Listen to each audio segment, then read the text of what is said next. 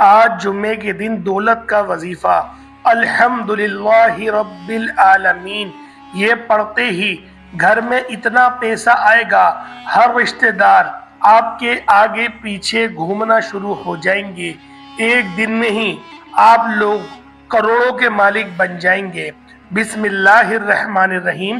آج جمعے کے دن کا ایک ایسا دولت کا خاص وظیفہ آپ کے حوالے کروں گا۔ آیت آپ کی آسانی کے لیے اسکرین پر بھی لکھ دی ہے میں نے۔ یہ اتنا تیز وظیفہ ہے کہ 4 منٹ میں اثر کر جائے گا۔ دوستوں، جمعے کی فضیلت کے بارے میں ہر کوئی جانتا ہے۔ جمعے کے دن کی کتنی اہمیت ہے۔ جمعے کے دن کی فضیلت یہ ہے کہ یہ دن ہفتے کے سارے دنوں کا سردار ہے۔ ایک حدیث میں ہے کہ سب سے بہترین دن جس پر آفتاب طلوع ہوتا ہے جمعے کا دن ہے۔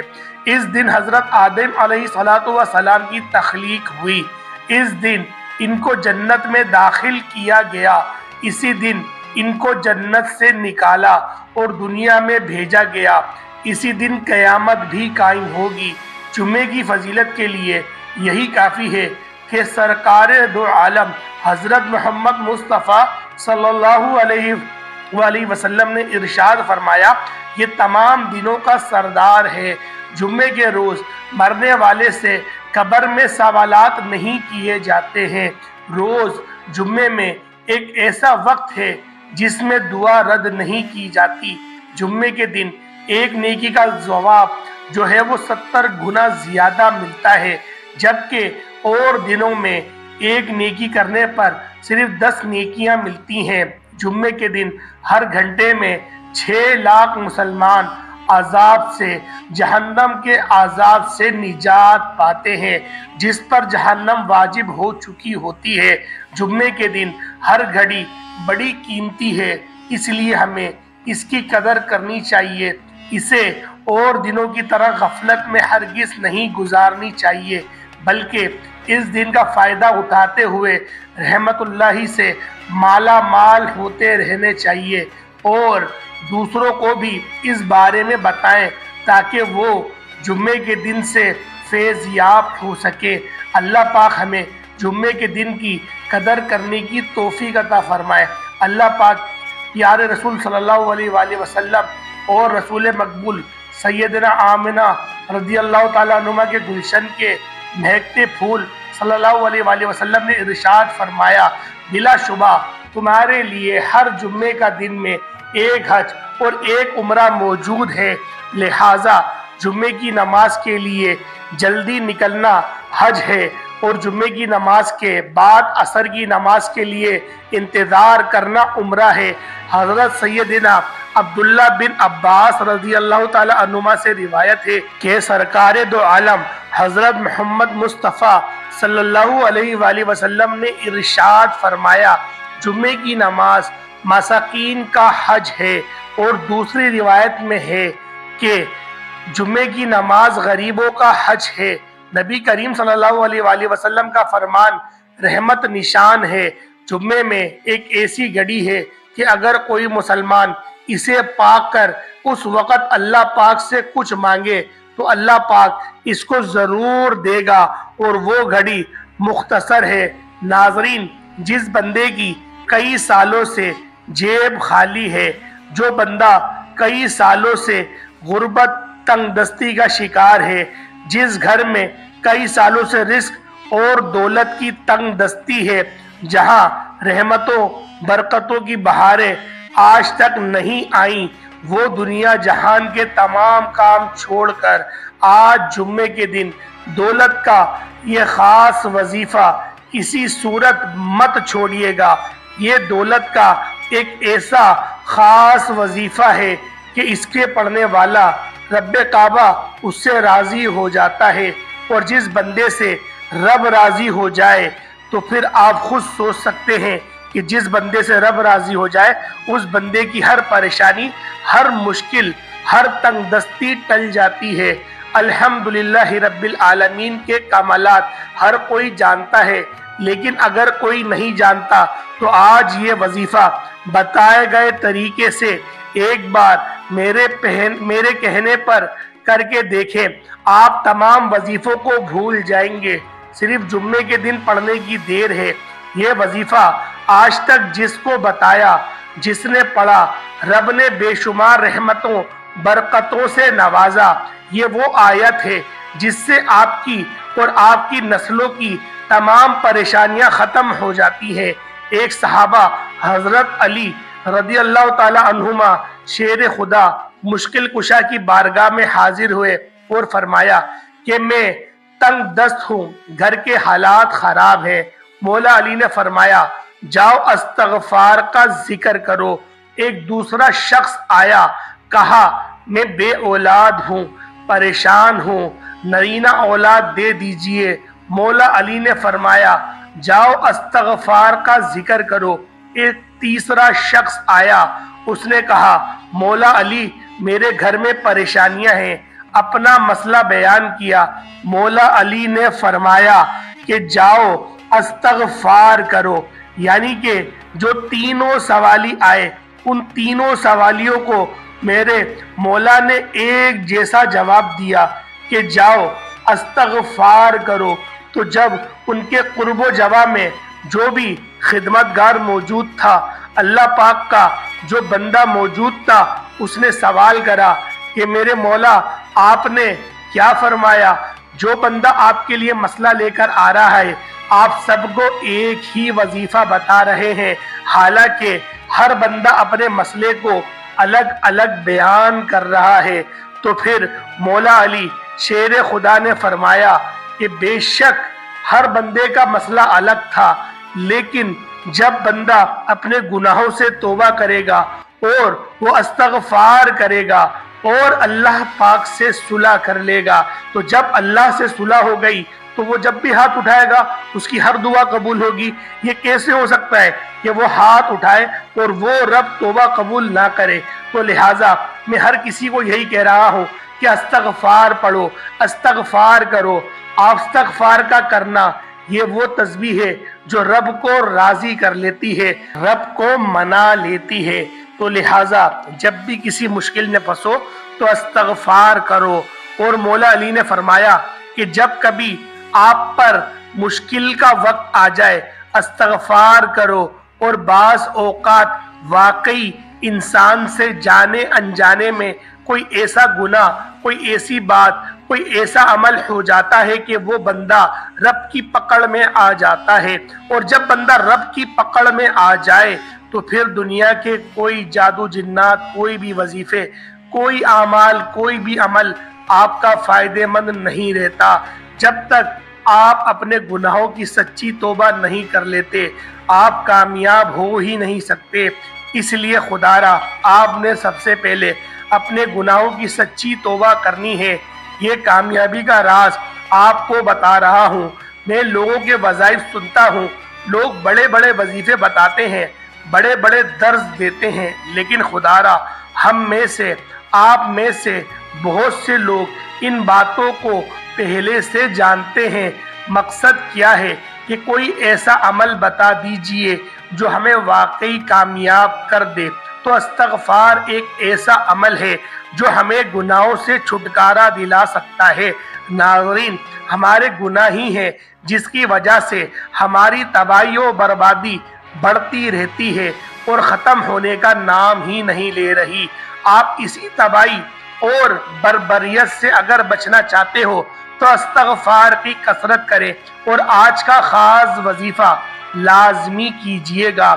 دوستوں، آپ بے روزگار ہیں، آپ بے اولاد ہیں، آپ قرض دار ہیں، آپ کا کاروبار نہیں چل رہا، آپ کے گھر میں مسائل ہیں، آپ کے جتنے بھی پریشانیاں، جتنے مسائل، جتنی رکاوٹیں، جتنی بندشیں ہیں، یہ سب ختم ہو جائیں گی اگر آپ الحمدللہ رب العالمین کا وظیفہ کر لیں۔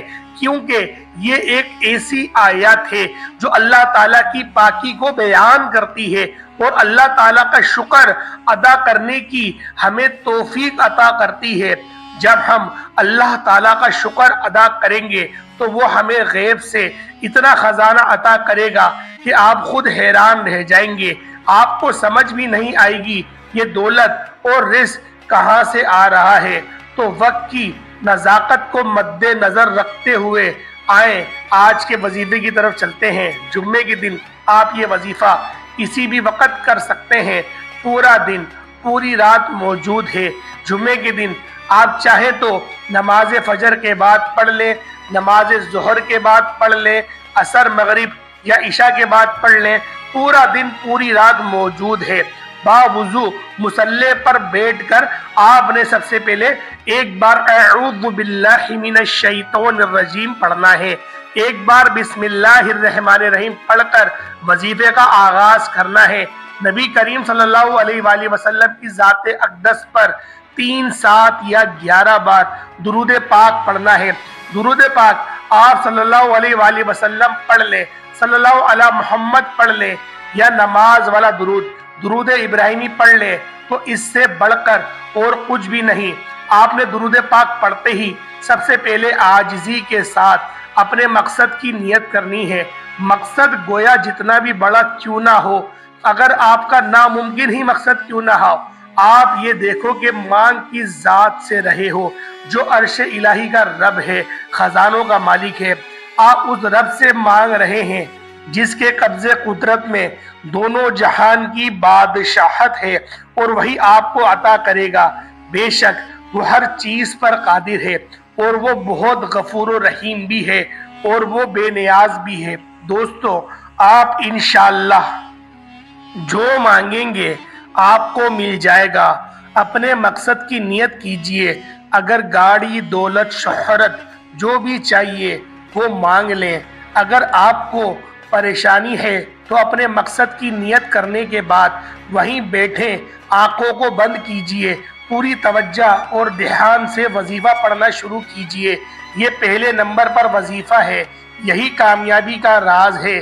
یہی جس طرح ایک مکان، ایک بلڈنگ بنائی جاتی ہے تو اس کی بنیاد رکھی جاتی ہے، دیواریں مضبوط کی جاتی ہیں، اس طرح کسی بھی کامیابی کا راز شروع ہوتا ہے درود پاک سے۔ درود پاک پڑھ کر جو بھی دعا اور جو بھی وظیفہ کیا جاتا ہے تو وہ ضرور قبول ہوتا ہے۔ اسی لیے ایک بار میرے ساتھ بھی درود پاک پڑھ لیں تاکہ آپ کو بھی ثواب ہو اور مجھے بھی۔ اللہم صلی علی محمد وعلی آل محمد کما صلیت علی ابراہیم وعلی آل ابراہیم انکا حمید مجید۔ اللہم بارک علی محمد وعلی آل محمد کما بارکت علی ابراہیم وعلی آل ابراہیم انکا حمید مجید۔ جو بندہ درود پاک پڑھتا ہے تو وہ اللہ تعالیٰ کو راضی کرتا ہے، کیونکہ اللہ تعالیٰ اس عبادت سے بہت زیادہ خوش ہوتا ہے۔ اس لیے کہا جاتا ہے کہ تمام عبادات میں سے سب سے زیادہ افضل درود پاک پڑھنا ہے، جس کی قبولیت کا کوئی شک نہیں، کیونکہ رب کی رضا اس میں ہے کہ جو بندہ اپنے کبیرہ صغیرہ گناہوں کو معاف کرتا ہے، بخوشی وہ معاف کروا لیتا ہے تو رب راضی بھی ہو جاتا ہے۔ اس طرح سے آپ نے جمعے کے دن درود پاک پڑھ کر یہ وظیفہ شروع کرنا ہے۔ یہ وظیفہ آپ اپنے ہاتھوں کی انگلیوں پر گن کر بھی پڑھ سکتے ہیں تو بہترین ہے۔ اگر ہاتھ کی انگلیوں پر گن کر نہیں پڑھ سکتے تو تسبیح کا استعمال کر لیں، لیکن تعداد میں کمی بیشی نہیں ہونی چاہیے۔ اگر کمی بیشی ہو گئی تو اس کا ذمہ دار آپ خود ہوں گے۔ آپ نے الحمدللہ رب العالمین کو ہاتھ کی انگلیوں پر 100 بار پڑھنا ہے، کمی پیشی نہیں کرنی۔ بعض اوقات بندہ ایک دانہ زیادہ یا کم پڑ جاتا ہے، لیکن آپ نے 100 دانوں کی تسبیح کرنی ہے، 100 بار پڑھنا ہے، اور جب جب آپ کی زبان سے نکل رہا ہو الحمدللہ رب العالمین، آپ روتے ہوئے، تڑپتے ہوئے، سسکتے ہوئے رب کعبہ سے مانگتے چلے جائیں۔ یقین کیجئے اللہ تعالیٰ آپ کی نسلوں کو آباد کر دے گا۔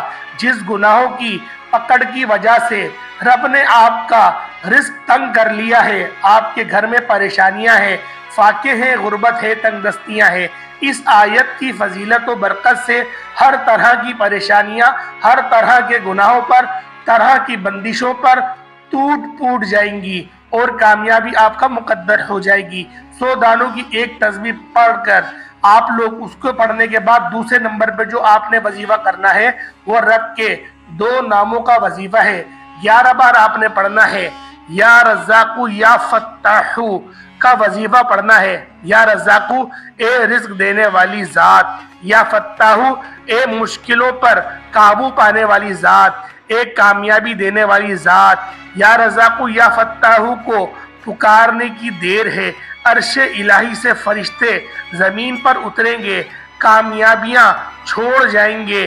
और या रज़्ज़ाक़ू या फ़त्ताहू मिलाकर पढ़ना तो एक होगा, या रज़्ज़ाक़ू या फ़त्ताहू मिलाकर पढ़ोगे तो 2 बार होगा। इस तरह आपने ये वजीफा 11 बार पढ़ना है। वज़ाइफ हर कोई बताता है, लेकिन तरीके कामयाबी कोई नहीं बताता। कामयाबी के राज हर कोई छुपा लेता है।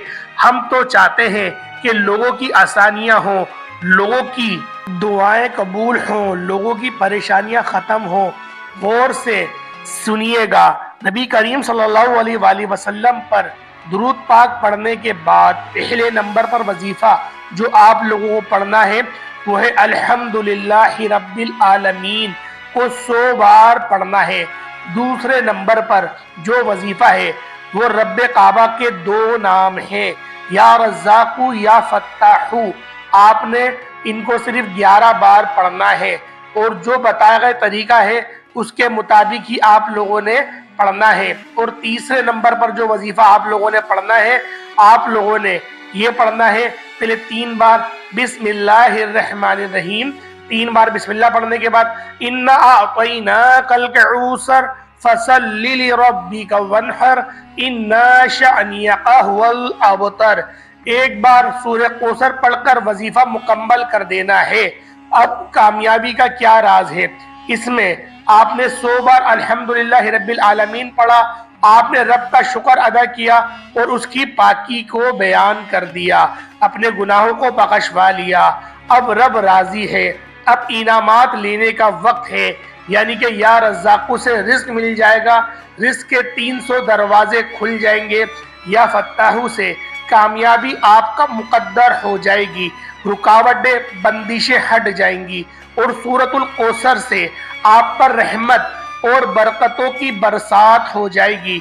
सूरह कौसर से आपके घर के हालात बदल जाएंगे, बेसुकूनी बेबरकती हमेशा हमेशा के लिए ख़त्म हो जाएगी। ये वजीफ़ा कोई नहीं बताएगा, खुदारा ये वजीफ़ा बताए गए तरीके से कीजिएगा। दोस्तों, आज का वजीफ़ा निहायत ही आसान और मुख्तसर है। आपने देखा होगा कि इसको पढ़ने के लिए सिर्फ एक आधा मिनट या फिर 2 मिनट आप लोगों के लगेंगे, इससे ज़्यादा का वक्त आपका नहीं लगेगा। आपने जुम्मे के दिन ये किसी भी नमाज के बाद कर लेना है और इंशाअल्लाह आपकी रिज़्क़ की जो भी परेशानी है वो ख़त्म हो जाएगी। और आप लोगों ने फिर दुआ मांगनी है, दुआ अच्छे अंदाज में मांगिएगा। और जो लोग भी कमेंट में मुझसे कहते हैं दुआ के लिए, अल्लाह पाक उन सब की हर जो उनकी जायज़ हाजात है उनको पूरा फरमाए। अल्लाह पाक उन सब की तमाम परेशानियों को दूर फरमाए। अल्लाह पाक उन सब के लिए रिज़्क़ का आला से आला बंदोबस्त फरमाए, खात्मा बिल खैर अता फरमाए, जन्नतुल बकी से उठाए, नामाए अमाल सीधे हाथ में लेने की तौफीक अता फरमाए। आमीन सुम्मा आमीन। अस्सलामु अलैकुम व रहमतुल्लाहि व बरकातुहू।